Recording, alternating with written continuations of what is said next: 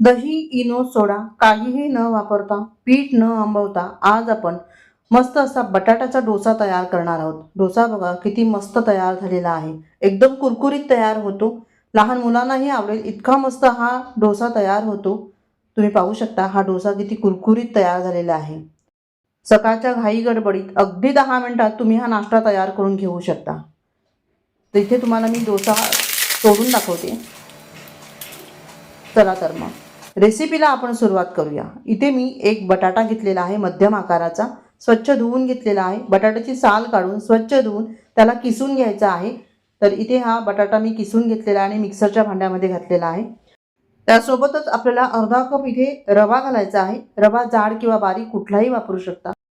2 चमचे इथे मी मैदा घेतलेला आहे। मैदा नसेल तर तुम्ही गव्हाचं पीठ पण इथे वापरू शकता। आणि इथे हा चमचा जो आहे तो कांदा पोहे खाण्याचा चमचा आहे आणि त्याच चमच्याने मी इथे 2 चमचे बेसन घेतलेलं आहे। चवीनुसार मीठ घातलेलं आहे, 1 चमचा साखर घातलेली आहे, 4 लसूण पाकळ्या छोट्या घेतलेल्या आहेत आणि 1 हिरवी मिरची घेतलेली आहे। लसूण आणि मिरची नाही घातली तरी सुद्धा चालू शकेल। 1 कप आपण इथे पाणी घेतलेलं आहे आणि आता थोडं थोडं करून पाणी आपण यामध्ये घालणार आहोत। एकदा मिक्सरला हे फिरवून घेऊया। त्यानंतर पुन्हा आपण थोडं पाणी ह्यामध्ये वापरूया आणि थोडं पाणी आपण शिल्लक ठेवलेलं आहे। आता एकदम स्मूथ बॅटर आपल्याला इथे तयार करून घ्यायचं आहे आणि इथे बघा मस्त एकदम स्मूथ बॅटर तयार झालेलं आहे। सगळं बॅटर आपण एका बाउलमध्ये काढून घेतलेलं आहे। आता ह्याची कन्सिस्टन्सी तुम्हाला दाखवते बघा, जास्त घट्टही नाही आणि जास्त पातळही नाही असं हे पीठ आपल्याला तयार करून घ्यायचं आहे। एकूण पाऊण कप पाणी मला लागलेलं आहे, पाव कप पाणी शिल्लक राहिलेलं आहे।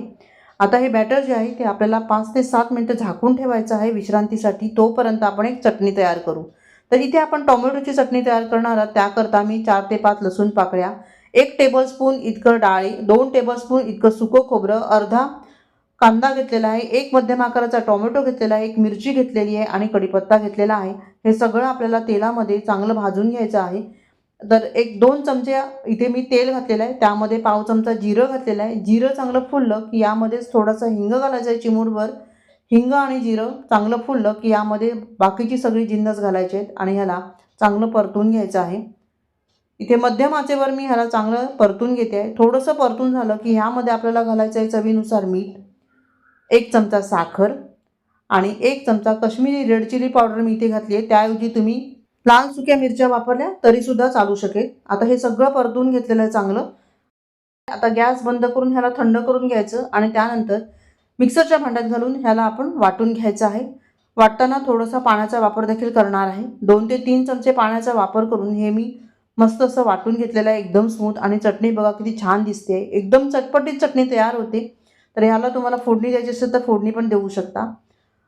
5 ते 7 मिनिटं इथे झालेली आहेत आणि आता बॅटर बघा थोडंसं घट्ट झालेलं आहे। असंच बॅटर आपल्याला हवं आहे।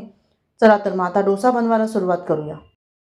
तवा चांगला पुसून घ्यायचा आहे, तेल वगैरे ह्याला लावायचं नाही आहे आणि तवा मध्यम स्वरूपाचा आपल्याला गरम करून घ्यायचा आहे। जास्त थंड असता कामा नये किंवा जास्त गरम होताही कामा नये। एक पळी बॅटर ह्यामध्ये घालायचं आणि ह्याला मस्त असं गोल गोल गोल गोल फिरवायचं। बघा किती मस्त असा डोसा तयार होतो। मस्त असा हा डोसा आपण चांगला पसरवून घेतलेला आहे। आता मंद आचेवर ह्याला मस्त असं कुरकुरीत तयार करायचं। तुम्हाला जर मुलांना टिफिनला द्यायचं असेल तर कुरकुरीत करू नका, त्याला सॉफ्ट ठेवा, लगेचच ह्याला काढून घ्या। पण मी इथे कुरकुरीत तयार करून घेते, त्यामुळे वरून तेल तूप बटर काही तुम्ही लावू शकता। आणि इथे बघा मस्त असा हा कुरकुरीत आता डोसा तयार व्हायला लागलेला आहे। त्याला आपण काढून घेऊया आणि डोसा आपोआपच तव्यामधून सुटलेला आहे। तुम्ही पाहू शकता किती मस्त डोसा तयार झाला आहे। अगदी 10 मिनिटात तुम्ही हा डोसा तयार करून घेऊ शकता आणि चटणी तर आपली रेडीच आहे। मस्त असा हा नाश्ता तयार होतो। सगळ्यांना आवडेल असा हा नाश्ता आहे। रेसिपी आवडली तर लाईक आणि कमेंट करायला मात्र विसरू नका। चला तर मग पुन्हा भेटूया अशाच एका छान नवीन रेसिपीसह। तोपर्यंत धन्यवाद, बाय बाय।